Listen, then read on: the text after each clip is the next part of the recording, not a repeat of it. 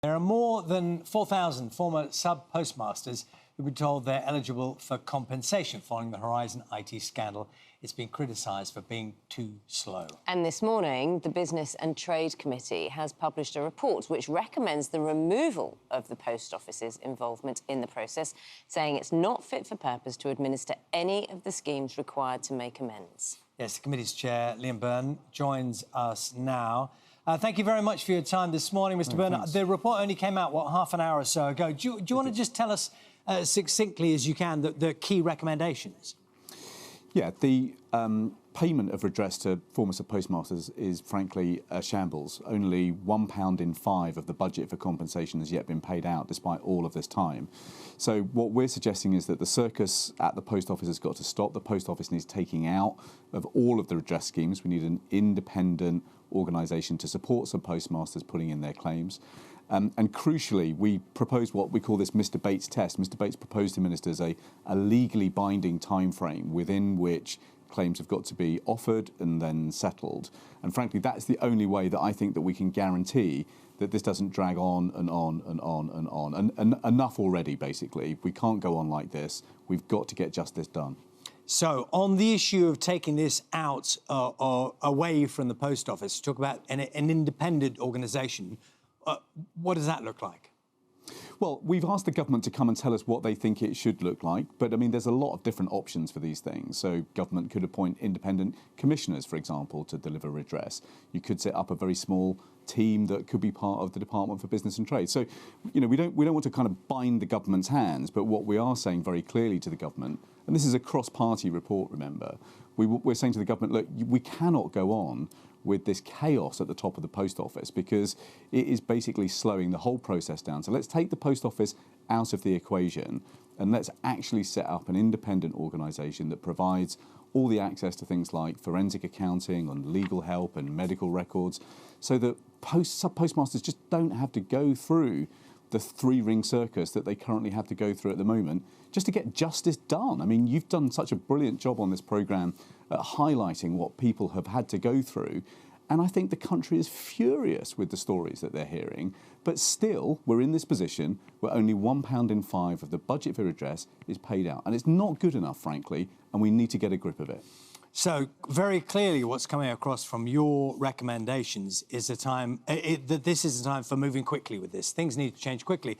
Are there I just don't know this. Are there practical complications with removing the post office out of this and setting up this other body, whatever that would be? Are there practical? Is it complicated? What I'm thinking is if we next get the minister on, Kevin Hollinrake, and he's going to say, well, we'll look into this.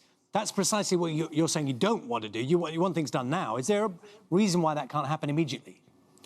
I don't think there is. And crucially, what the government has committed, and this is a good thing, it's committed to bring to the House of Commons a bill that is going to overturn all the convictions. That's one particular group of the victims. And so our argument on the committee is, well, look, if you're going to bring a bit of legislation to the Commons, if you're going to change the laws of the land, why don't you use that bit of legislation to actually create legally binding deadlines and a legal process that cuts through the nonsense at the moment? So don't let that piece of legislation go to waste, if you like.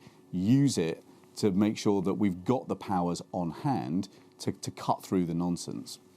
I'm just going to quote to you, and I'm sure you're aware of this, Jo Hamilton, who you'll be familiar with, one of those postmasters involved.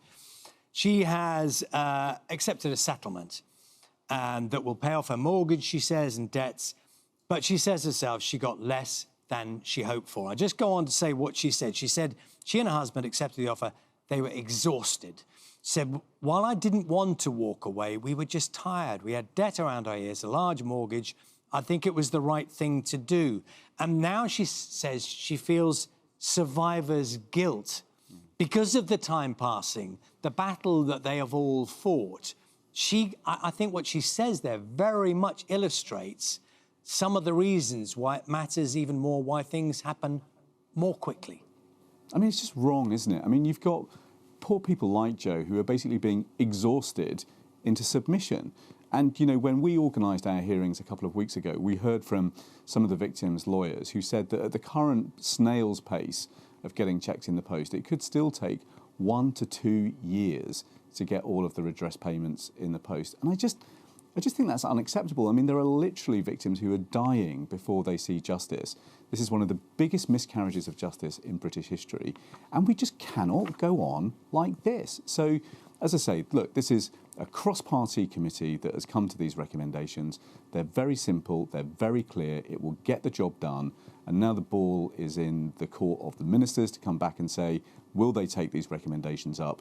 Will they change the law of the land? And will they finally deliver justice for the innocent victims of this great scandal?